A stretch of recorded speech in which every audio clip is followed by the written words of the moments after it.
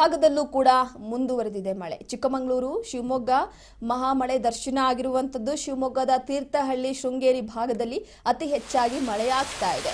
ಮಲೆನಾಡು ಅಂದ್ರೆ ಮಳೆಯ ಅಬ್ಬರ ಜೋರಾಗಿಯೇ ಇರುತ್ತೆ. ಸೊ ಮಲೆನಾಡು ಭಾಗದಲ್ಲಿ ರೆಡ್ ಅಲರ್ಟ್ ಘೋಷಣೆ ಮಾಡಲಾಗಿದೆ. ಅದರಲ್ಲೂ ಕೂಡ ಚಿಕ್ಕಮಗಳೂರು, ಶಿವಮೊಗ್ಗ ಇಲ್ಲಿ ಮಳೆ ಅತಿ ಹೆಚ್ಚಾಗಿ ಆಗ್ತಾ ಇರುವಂತಹ ಹಿನ್ನೆಲೆಯಲ್ಲಿ ಶಿವಮೊಗ್ಗದ ತೀರ್ಥಹಳ್ಳಿ, ಶೃಂಗೇರಿ ಭಾಗದಲ್ಲಿ ಮಳೆಯ ಪ್ರಮಾಣ ಜಾಸ್ತಿ ಇದೆ. ತುಂಗಭದ್ರಾ ಡ್ಯಾಂನ ಒಳಹರಿವಿನ ಪ್ರಮಾಣ ಏರಿಕೆಯಾಗಿದ್ದು ಜಲಾಶಯಕ್ಕೆ 31,000 ಕ್ಯೂಸೆಕ್ ನೀರು ಒಳಹರಿವು ಇದೆ.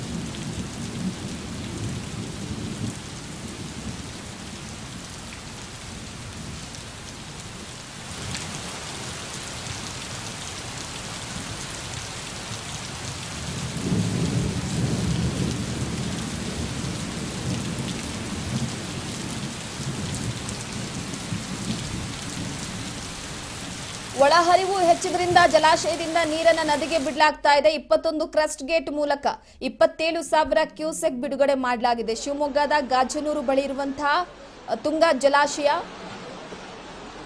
ಇದು ಕೂಡ 3.24 ಟಿಎಂಸಿ ನೀರಿನ ಸಾಮರ್ಥ್ಯವನ್ನು ಹೊಂದಿರುವ ಜಲಾಶಯ. ಕಳೆದ ತಿಂಗಳೇ ಭರ್ತಿಯಾಗಿತ್ತು. 588.24 ಮೀಟರ್ ಎತ್ತರದ ಡ್ಯಾಮ್ ಇದು.